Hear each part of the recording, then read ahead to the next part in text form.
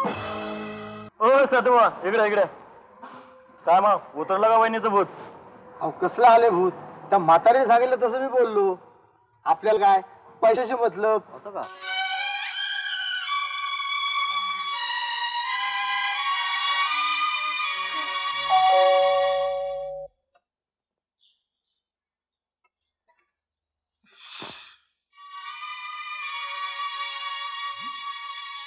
प्राजक्ताला बांधून का ठेवलंय? जरा ऐकशील का माझं? का? ते पंचाक्षरी आले होते. पंचाक्षरी? मी काय सांगते ते ऐक. त्यांनी सांगितलं ह्या घरात ज्या बाईचा भास होतो ती हिच्यात आहे. हिची चांगली 5 दिवस उपासमार करा. उपासमारीमुळे ती बाई हे घर सोडून निघून जाईल. काय बोलतेस तू? केवढी अशक्त झाली ही. तिला असं उपाशी ठेवलं तर मरून जाईल ती. हे बघ आई, आपल्याला असला अघोरी उपाय नको प्लीज. शैलेश माझं ऐक बाळा, तिला सोडवू नको. तिला किती दया आली तरी. पण का? पश्चाताप होईल. तिला अजून 2 दिवस उपाशी ठेवल्यानंतरच ती हे घर सोडून निघून जाईल.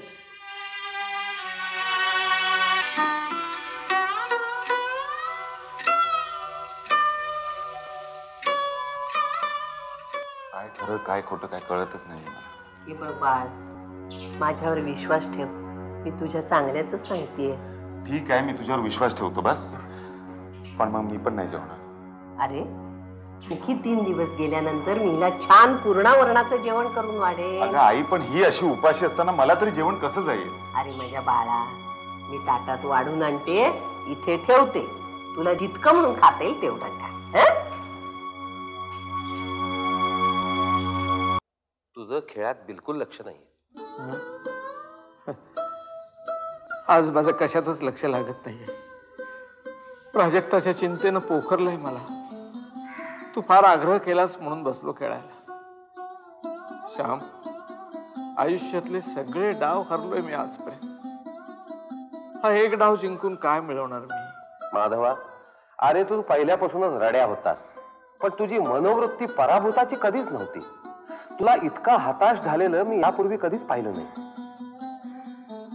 असं वाटतं जीव देऊन मोकळ व्हावं या सगळ्यातून. अरे हा तर शुद्ध पळपुटेपणा झाला. काय होणार आहे? जिवंत असून सुद्धा तिला नरक यातनातून सोडवू शकत नाही मी. काय होणार तिचं? दुर्बळ माणसाच्या मुलीच्या आयुष्याचं जसं मातेर होतं ना, तसंच मातेर होईल तिचं. आणखी काय? माधवा, अरे माझ्यासारखा मित्र तुझ्या पाठीशी असताना तू असल्या गोष्टी करतोयस. मग खरी तर आत्महत्या मला करायला हवी. मी जर प्राजक्ताचा बाप असतो तसा मुळू रडत बसलो नसतो. गेलो असतो आणि तडक तिला इथं घेऊन आलो असतो. अरे कुणाच्या भरोशावर करू मी हे सगळं? मला माझ्या पुढच्या आयुष्याचाच भरोसा वाटेन असं झालंय. प्रत्येक श्वास शेवटचा वाटतोय मला. माधवा, हीच किंमत केलीस माझी. कुणाच्या भरोशावर आणू म्हणतोस? अरे माझ्या भरोशावर आण.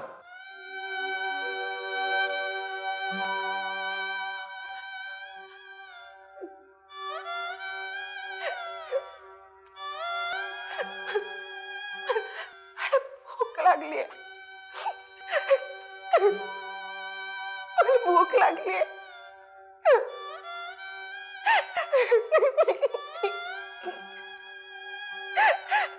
मी काहीच नाही खाल्लंय. मला सासूबाईंनी उपाशी ठेवलं. काय झालं? भूक लागली. चिटकी द्यायच्या आधी काहीतरी करावं लागेल. दाराला कुलूप आहे ना. कुलूप फोडावं लागेल.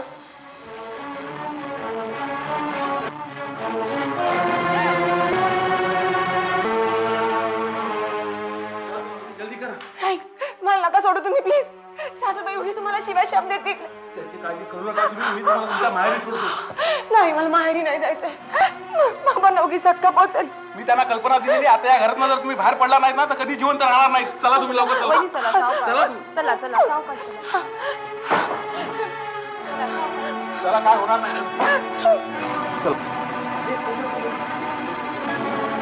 चला लवकर चला.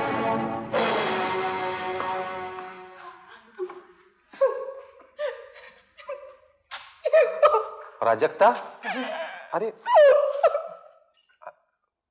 काय झालं? आज अतिरेक झाला हो. वहिनीला त्यांनी 2 दिवस उपाशी ठेवलं आमचं कुणाचं तरी लक्ष गेलं म्हणून बरं झालं, नाही तर वहिनी तुमच्या हाताला लागली नसती हो. बरं येतो मी, नाहीतर ती थेरडी मला खडी फुटायला पाठवायची. त्याची काळजी करू नकोस बेटा तू. पोलीस स्टेशनला मी फोन करतो. तुझं कोणी काहीही वाकडं करू शकणार नाही. रडत बसू नकोस. ती उपाशी आहे, तिला काहीतरी खायला दे. रडू नको बेटा, रडू नको. काका मी इथे यायला नको हवं होतं. नको, मी राहते तिकडे. मी इथे नाही राहणार. काय बोलतेस काय तू? हो काका, लग्नानंतर मुलीला माहेर भरकत होत ना, हे आता कसं जगायचंय, सासरीसाठी मरायचंय तिथे. हे बघ बेटा, तू मरणाच्या गोष्टी करू नकोस. तुझा बाप असमर्थ असेल पण तुझा काका खंबीर आहे. अगं तुला तिकडं पाठवायचं म्हणजे उघड्या डोळ्याने तुला खाईत लोटल्यासारखं आहे. नाही ते मी होऊ देणार नाही. ये बाबा ये.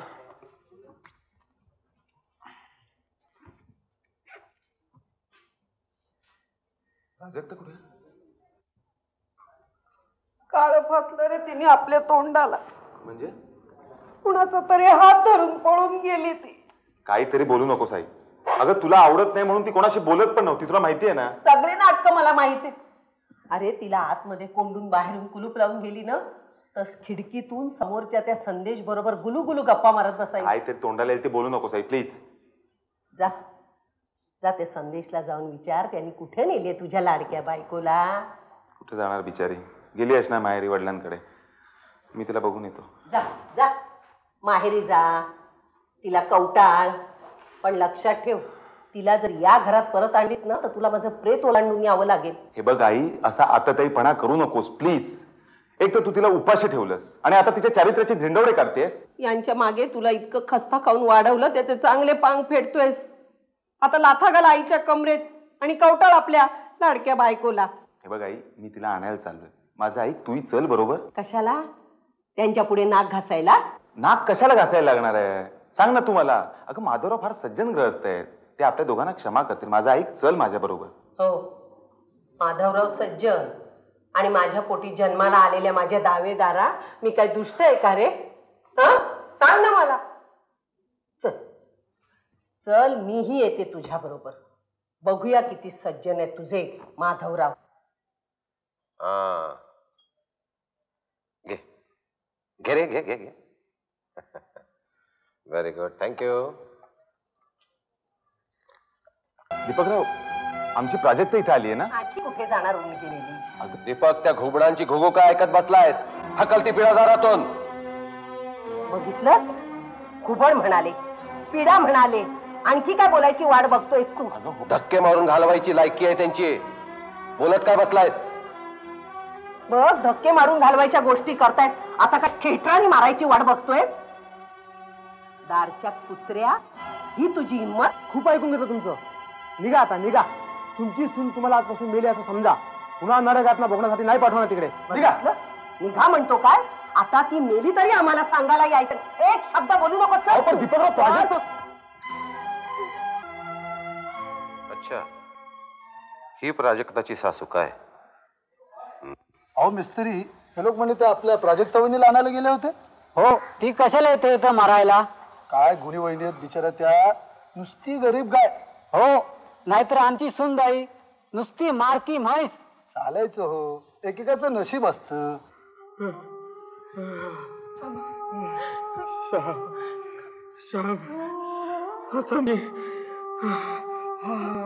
आता मी सगळं शक्य नाही. हे बघ, असल्या मरणाच्या गोष्टी करायच्या नाहीत. मी तुला मरू देणार नाही. अरे बाबा, तू कसलीही काळजी करू नकोस प्लीज. मला मला काळजी वाटते ती माझ्या प्राजक्ताची. वेळेवर तिचं कसं होईल. अरे मी मरण्यापूर्वी ती सासरी एकदा सुखाने रांधायला लागली ना, म्हणजे मला बरं वाटेल. हो काका, हो. आणि त्यात दीपकची पण ट्रान्सफर ऑर्डर आली आहे. त्याच गडबडीत आहे तो. माझ्यासाठी त्यांनी नोकरी सोडावी मला नाही पटणार. अच्छा अच्छा येस तुम्ही मला परक मानताय. अरे दीपकची ट्रान्सफर झाल्यानंतर मी हिची काळजी घेणार नाही असं तुला वाटतं का? ही किंमत केलीत का तुम्ही माझी? ठीक आहे ना? अरे मी काळजी घेऊन मी गैरसमज करून मी काळजी घेतो ना तुमची. मी त्याची अरे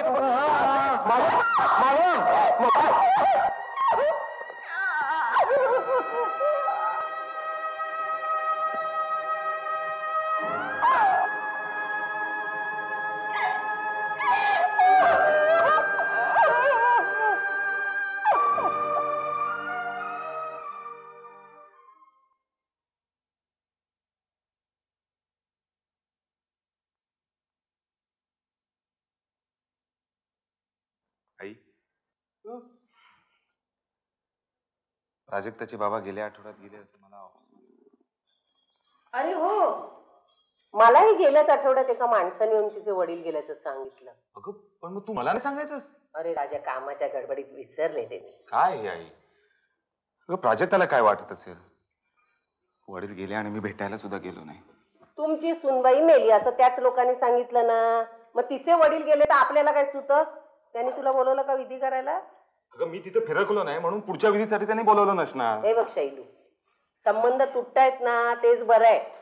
पुन्हा ती घोरपड आपल्या गळ्यात नको. अगं काय बोलतेस तू आई? माझ्या होणाऱ्या बाळाची आई आहे ना ती. कसलं काय रे?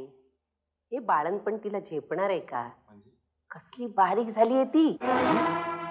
अगं तुझ्या होणाऱ्या नातवाबद्दल बोलतेस? माझ्या मुलाबद्दल बोलतेस हे तर लक्षात ठेव. नाही बरोबर आहे.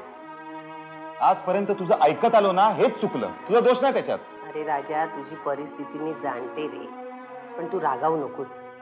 चांगल्या पैसेवाल्या मुलीशी मी तुझं दुसरं लग्न लावून देते. बस आता मी तुझं काही एक ऐकणार नाहीये. मी आत्ता जातो आणि प्राजक्ताला भेटून येतो. अरे बेटा असा कष्टी होऊ नकोस. मी माधवरावांना वचन दिलंय की प्राजक्ताचा सांभाळ करीन म्हणून ते वचन मी पाळणार आहे. खात्री आहे काका मला, पण ताईला सोडून जाताना वाईट वाटतंय.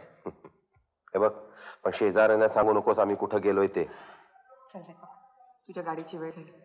आम्ही सोडतो तुला, मग मी काकांबरोबरच निघून जाईल. अरे तुला रोज जरी हिची चौकशी करायची असेल ना तर चौकशी कर ना फोनवर. आणि एकदा ही बाळण झाली की आम्ही येऊन जाऊ ना. हा चल चल उठा, चला चला चला, वेळ झाला. चल बाबा सावकाश, हा जपून चला. दार बंद करून घेतो. चला चला चल.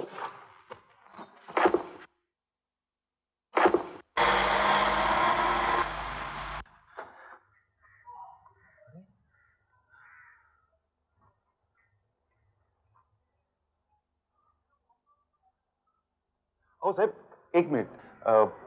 तुम्ही सांगू शकाल का की माधवरावांच्या घरचे कुठे गेले ते? माहित नाही, पण बाहेरगाव गेलेत बहुतेक. बाहेरगाव? पण तो दीपक? त्याची ट्रान्सफर झाली.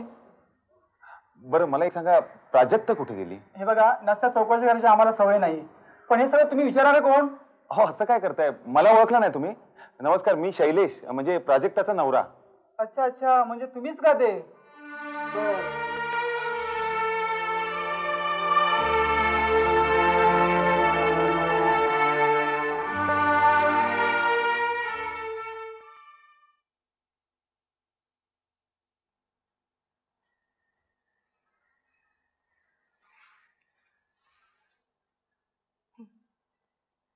थँक्यू. हे काय? माझ्या लग्नाची बातमी? नाही काका, मला पुन्हा नाही लग्न करायचं. एकदा आला तेवढा अनुभव बस झाला. अरे बेटा, तुला दुसरं लग्न करायला कोण सांगतो? माधवरावांचं वर्षश्राद्ध व्हायच्या आत मी तुला तुझ्या सासरी पाठवून देणार आहे, तेही सन्मानानं. कोणाला पत्र लिहिताय? दीपकला? नाही, त्याचा काल तर फोन आला होता. मग कोणाला? तुझ्या नवऱ्याला. पण हे वाचायचं नाही बरं का. चोरून तरी कधीच वाचणार नाही. ठीक आहे, मग वाच. काका, तुम्ही यावर सही नाही केली का? मुद्दाम. पण तुम्ही उगीच असं लिहिलं तो. शैलेशला काय वाटेल? त्यांनी कधी तुझ्या मनाचा विचार केला होता का? तू त्यांचा का विचार करतेस? वाय? अरे शैलेश, तुला सांगायचंच राहिलं बघ, तुझ्या लग्नासाठी मी या पेपरात जाहिरात दिलेली आली आहे बघ. मला न विचारता? अरे अरे हे फोटो बघ, बघ ना बाळा. आई, तू लोकांना काय मूर्ख समजतेस काय ग? प्राजक्ताबद्दल लोकांना सगळी माहिती आहे, कळलं ना? हो, आणि नसेल ना तर तो संदेश पुरवतो ना सगळ्यांना. हो, हे एक पत्र आलंय घे. कोणाचं आहे? बघ ना तू.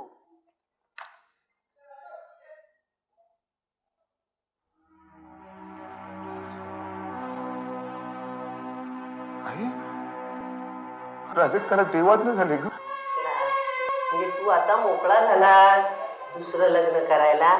त्याचं निधन कुठं झालं ते यात लिहिलेलं नाहीये. किती दिवसापूर्वीचं पत्र आहे? 10 दिवसापूर्वीची तारीख आहे.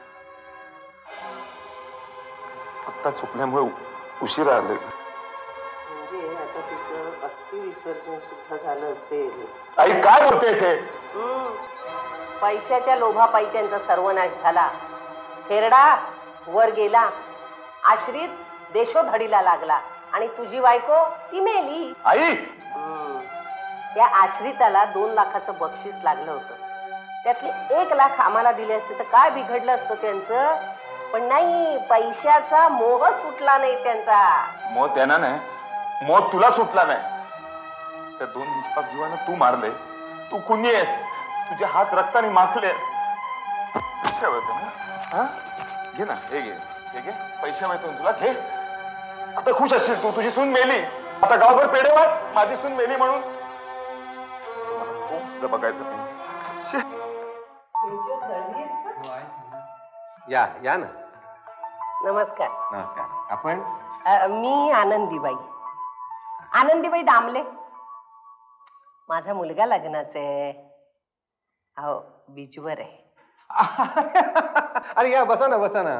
म्हणजे आम्ही जाहिरात दिली होती, त्याला तुम्ही उत्तर दिलं होतं. अच्छा अच्छा अच्छा अच्छा. गोडे हो. तुमचा मुलगा बीजवर आहे. त्याची पहिली पत्नी मेली. खूप हाल करायची हो माझे. माझ्या मुलानेच तिला हाताला धरून घराबाहेर काढून टाकली. अरे वा वा वा वा. तुमचा मुलगा खरा मातृभक्त दिसतोय. होय हो, पण ती सुद्धा 1 नंबरची चौचाल होती. पण तुमच्या मुलीला आम्ही तळहाताच्या फोडासारखं जपू. खरंच तुमचा हा प्रेमळ स्वभाव बघितला, वा वा, धन्य धन्य झालं. आता माझ्या प्राजक्ताचं लग्न होणार, पण मग या बाळाची आबाळ होणार. काय नाव म्हणाला? प्राजक्ता. का तुम्हाला आवडत नाहीये ना? आवडत नसेल तर बदलून टाका लग्नात, आपल्याकडे सोय आहे तशी. हुंडा म्हणा किंवा वरदक्षिणा म्हणा, आपल्या अपेक्षा काय? नाही नाही, अपेक्षा असोत किंवा नसोत, वरदक्षिणा आम्ही देणार यथाशक्ती. 1 लाख रुपये किंवा लाख मोलाची एखादी भेटवस्तू. हा तुमच्या मनाचा मोठेपणा झाला.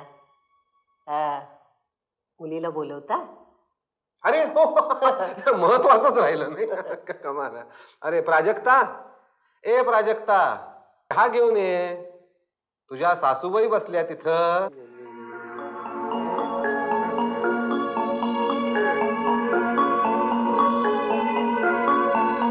या.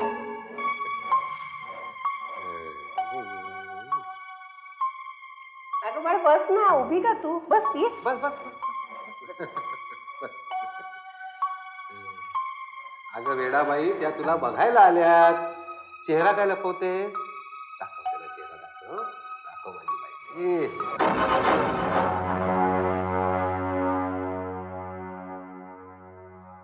अरे दचाकलात. तुम्ही ओळखता येईल? बरं, तर मग हे लग्न आपण पक्क समजायचं ना? पण त्यापूर्वी एक छोटीशी फॉर्मॅलिटी तुम्हाला पूर्ण करावी लागेल. म्हणजे तुमची पहिली सून होती ना, तिचं डेथ सर्टिफिकेट लागेल. Death certificate? का नाही आहे? काय हरकत नाही, काय हरकत नाही. तुमची खात्री आहे ना? तुमची पहिली सून मेली म्हणून? नाही म्हणजे तसं पत्र आलं होतं पण जिवंत आहे तेव्हा तुम्हाला तुमच्या मुलाचं दुसरं लग्न नाही करता येणार. तशी पोलीस कंप्लेंट पण दिली आहे मी. तेव्हा घेऊन जाताय ना हिला? नाही म्हणजे मला मुलाला विचारायला हवं. बेशरम थेरडे, हिला छळताना मुलाला विचारलं होतं? हिला उपाशी ठेवताना मुलाला विचारलं होतं? नियतीचा खेळ बघ, तुला शेवटी इथंच यावं लागलं.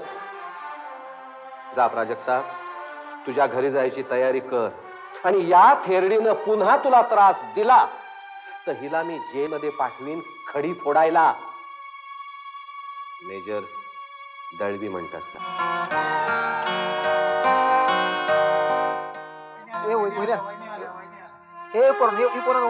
बाजूला वहिनी आल्या. हा या वहिनी या या या सावकाश सावकाश या.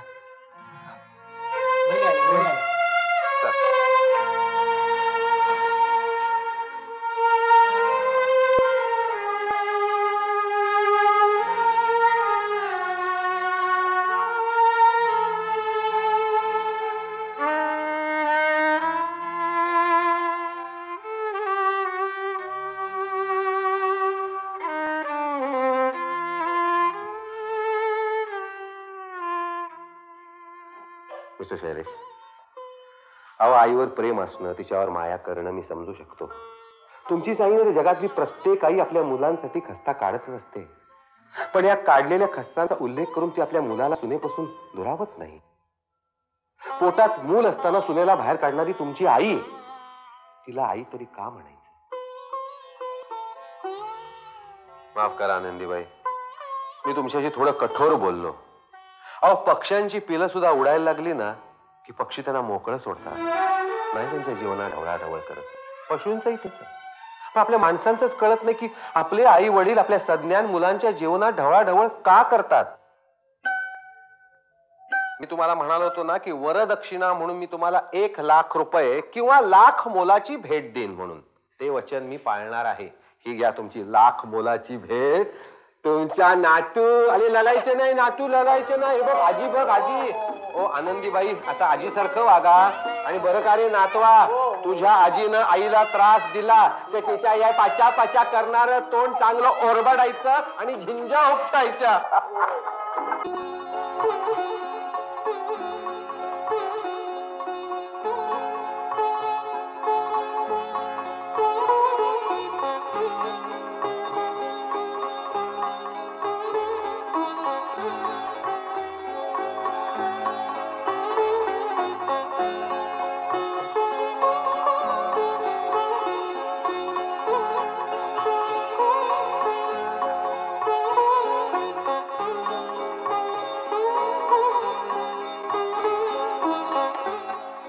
माझ्याकडून भाव काय चाव्या? या कसल्या चाव्या? नवं घर? तुला आठवतं 5 वर्षापूर्वी मला जे बक्षीस लागलं होतं लॉटरीचं? हा, त्या बक्षिसाची रक्कम मी सगळी जागेत गुंतवली आणि तिथं नवीन घर बांधलं. अरे वा. हो पण ते घर तुझं आहे दीपक. माझं आहे म्हणूनच मी माझ्या ताईला देतोय. नाही पण आम्हाला ते आता नकोय. का? काय श्याम काकांच्या कृपेमुळे माझ्या आईचे डोळे उघडले. अरे तिला तिची चूक कळू शकते. पैसा, घर हे सगळं तिला होत याची मी अपेक्षा कधीच केली नव्हती. खरं सांगू दीपक, माझा ऐश्वर्य ही मंडळी, माझी बायको, माझा मुलगा, ताईच्या सुखात भर पडावी म्हणून मी देतोय. हो का? मग एका अटीवर घेईन मी हे सगळं. या वर्षी तू लग्न केलं पाहिजेस, कळलं? एवढंच ना? तुझ्या आठ मला मान्य. काय बोलतोयस काय? अहो ऐकताय ना? ऐकतोय बोला. आता याच्यासाठी छानशी सुंदर मुलगी बघायला आता सुरुवात करा लवकर लवकर. मी पाहिली. काय? कशी आहे? म्हणजे सुंदर आहे दिसायला? हो म्हणजे शिक्षण वगैरे किती झालं तिचं? नोकरी करते का? हो नाही तर उगीच नंतर प्रॉब्लेम नको. काय सांग लवकर. एकच वेळ एवढे प्रश्न? अरे पण आवडेल अशीच मुलगी आहे. खरंच ना? हे नाव काय तिचं? ज्योती. ज्योती, ए ज्योती. काय काय आणणार नेहमीच कांदे बटाटे भाजी. रिक्षाने नाही का यायचं? जाऊ दे ग, कशाला तो उगीच वायफळ खर्च. ज्योती, अगं दिवाळी संपली तरी अजून दीपक ऑफिसला येत नाहीये. काही कळवलं सुद्धा नाही. तेच ना. बरं, जाताना तुला काही सांगून गेला होता का? नाही.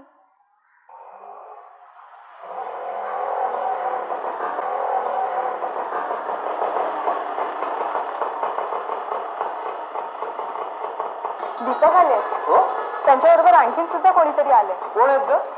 काही परिचयाचं नाही. ज्योती, तू आज जा, मी बघतो. नमस्कार. नमस्कार. कशा आहात? हा, बरं आहे. ही माझी ताई. नमस्कार. माझी भाऊजी. हा, नमस्कार. तसे आम्ही गरीब आहोत. नाही नाही, तुम्ही तसा गैरसमज करून घेऊ नका. आम्ही त्या उद्देशाने बघत नव्हतो. आम्ही पण गरीबच आहोत. पण खरं सांगते, तुम्ही घर फार छान ठेवले. ती आमच्या ज्योतीची करामत. हो ना? हे बॉस आहेत माझे, माझ्या ऑफिस मध्ये. अहो, बॉस ऑफिस मध्ये आहे, पण इथं तुमचाच मान मोठा आहे बरं का. ज्योती कुठे आहे? अरे तुम्ही बसा ना, बसा. हो. बसा, मी बोलवतो. बसा. ज्योती, अगं ज्योती, जरा बाहेर ये.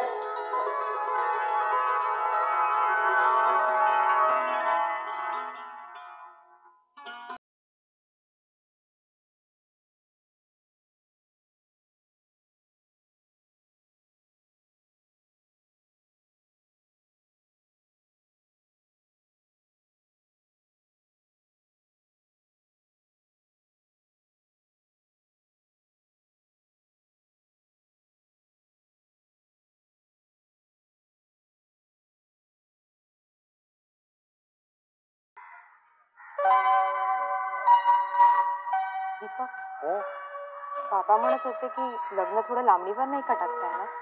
का? पैशाची जुळवाजुळवा करणं कठीण होतंय त्यांना. अगं पण कंपनीतून 10,000 पास करून दिले तर त्यांचे. 10,000 लग्न होतं का? होतं. काहीतरी बोलू नकोस.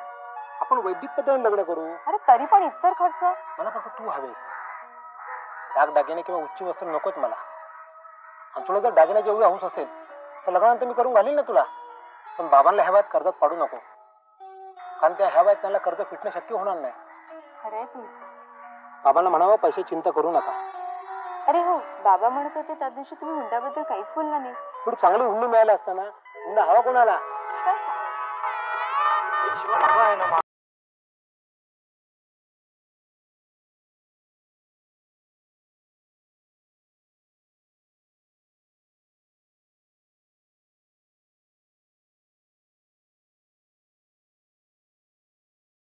थांबा. काय झालं ताई? तू जरा गप्प बस दीपक. काय झालं? का थांबवलं तुझं? आम्हाला हुंडा हवाय. हुंडा? बाबा, काही? अहो पण तुम्ही आधी तसं काही बोलला नव्हता. नव्हतं बोललो, पण याचा अर्थ असा नाहीये की तुम्ही आम्हाला काहीच देणार नाही. ते काही नाही, आम्हाला हुंडा हवाय. हो, हुंडा मिळाला. हो पण आमची परिस्थिती तुम्हाला. अहो पण आम्हाला कुठे काही आहे. सावकाश द्या ना, सगळ्यांच्या समोर कबूल करा. हुंडा द्यायचं. 1 वर्षाची मुदत देतोय आम्ही तुम्हाला. आता काय करायचं? मला हे लग्न नाही करायचंय बाबा. नीट विचार करा ज्योती.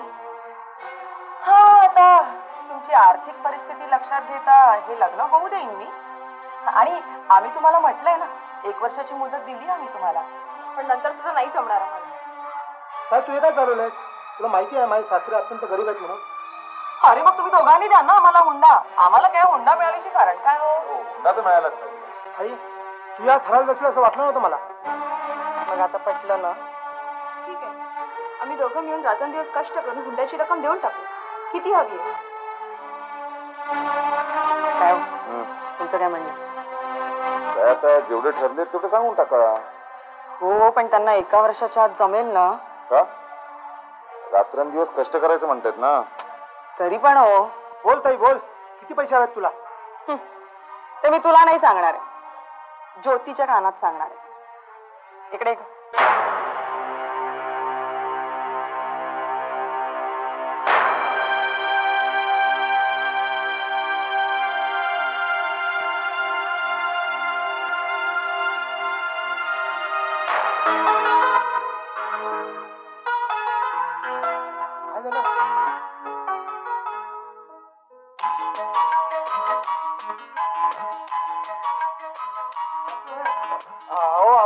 पण कळू द्या ना काय.